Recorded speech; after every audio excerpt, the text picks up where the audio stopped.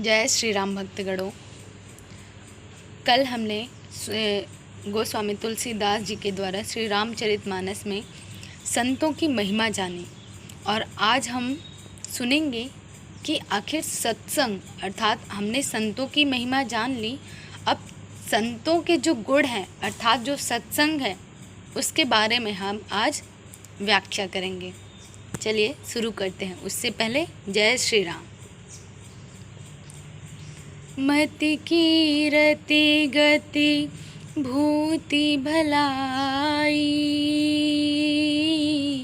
जब जेहि जतन जहाँ जेहि पाई। सो जानब सत संग प्रभाऊ, लोक हु वेद न आनउ पाऊ। बिनु सत्संग विवेक न होई,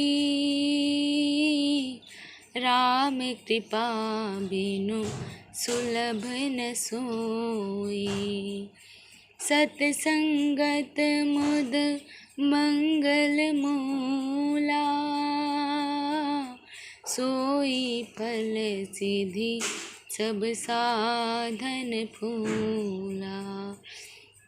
सठ सुधर सद संगति पाई, पारस परस कुधातु सुहाई। विधि बस सुजन कुसंगत परहि, फनि मनि सम निज गुण अनुसरहि। विधि हरि हर कपि कोबिद बानी, कहत साधु महिमा सकुचानी। सो मोसन कहि जात न कैसे, साक बनिक मनि गुण गण जैसे। बंदौ संत समान चित, हित अनहित नहीं कोई। अंजलिगत शुभ सुमन जिमे, सम सुगंध कर दोई। सियावर रामचंद्र की जय, पवन सुत हनुमान की जय। हर हर महादेव की जय। संत सरल चित जगत हित, जानि स्वभाव सनेऊ। बाल बिन सुनि करी कृपा, राम चरण रति देऊ। सियावर रामचंद्र की जय, पवन सुत हनुमान की जय। हर हर महादेव की जय। जय श्री राम। भक्तगणों, आज हम सत्संग चर्चा में अब सत्संग की महिमा के बारे में जानेंगे। गोस्वामी तुलसीदास जी ने यहाँ पर 6 प्रकार के उदाहरणों से सत्संग की महिमा का उन्होंने वर्णन किया है। सर्वप्रथम सत्संग से मिलने वाले लाभ के बारे में उन्होंने बताया है। क्या बताया उन्होंने? कि सत्संग से 5 चीज़ें अपने आप हमको मिल जाती हैं। और आखिर वो 5 चीज़ें क्या क्या है? मति कीरति गति भूति भलाई, अर्थात सत्संग से मति अर्थात सद्बुद्धि, कीर्ति यानी कि यश, गति यानी कि सद्गति, भूति यानी कि हमें शक्ति, ऐश्वर्य यानी कि धन केवल सत्संग से ही प्राप्त होता है। अर्थात ये 5 चीज़ें ऐसे हैं कि हम जैसे ही सत्संग करने लगते हैं वैसे ही ये 5 चीज़ें अपने आप हमारे पास आने लगते हैं। और ये सत्संग हमें कैसे प्राप्त होता है? सत्संग हमें केवल और केवल जब प्रभु राम की कृपा होती है, भगवान की कृपा होती है, तभी हमें सत्संग का लाभ मिलता है। वरना हम सोचते हैं कि चलो आज मंदिर जाते हैं, लेकिन नहीं जा पाते। फिर हम सोचते हैं कि अरे हम वहाँ पे दर्शन करने जाएंगे, कथा सुनने जाएंगे, चलो चलते हैं, लेकिन नहीं जा पाते। लेकिन जब भगवान की कृपा होती है तो कैसे भी जैसे भी हम पहुंच जाते हैं। इसीलिए कहते हैं राम कृपा बिनु सुलभ न सोई। प्रभु राम की कृपा होती है तभी हमें सत्संग की प्राप्ति होती है, और सत्संग से ही विवेक प्राप्त होता है, क्योंकि बिनु सत्संग विवेक न होई। बिना सत्संग के हमको विवेक की प्राप्ति नहीं हो सकती, और सत्संग से ही हमको विवेक की प्राप्ति होती है। और आनंद और कल्याण अर्थात सत्संग का जो जड़ है वो है आनंद और कल्याण। जब हम सत्संग करने लगते हैं तो अपने आप हमारा मन आनंदित होता है, और आनंदित होता है साथ साथ हमारा वो कल्याण करता है। इसीलिए सत्संग को आनंद और कल्याण का जड़ कहा गया है। और सत्संग किसकी सिद्धि होती है? प्रभु श्री राम की।